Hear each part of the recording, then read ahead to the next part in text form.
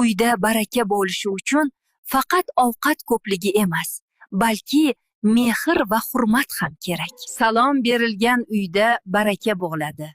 Ota-onani hurmat qilgan oila gullab yashnaydi. Menga ko'p holatlarda e'tiroz bildirishadi, ayollar haqida qattiq gapir. Nima qilish kerak? Nima deyish kerak? Qani aytinglar, boshini silash kerakmi ularni? Butun hamma yoq fitnaga qarshirayotganlar shular-ku. Erni sansirayotgan ham shular, erni haydayotgan. Hatto insonlar o'sha xotindan qutulish uchun uy joyini tashab ketib qolyapti. Yomon xotin shayotin qamchisidir, qo'lingni bog'lag'uvchi arg'amchisidir. Agar ul ketmasa, san ket olib bosh ko'tarib yurmagin, toshdan og'ir bosh deydilar.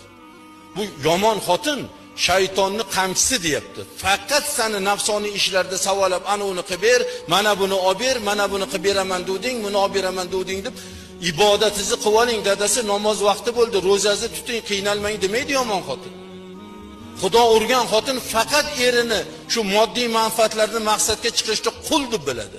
O'shani qilib bersangiz ersiz, bo'lmasa qaro yersiz.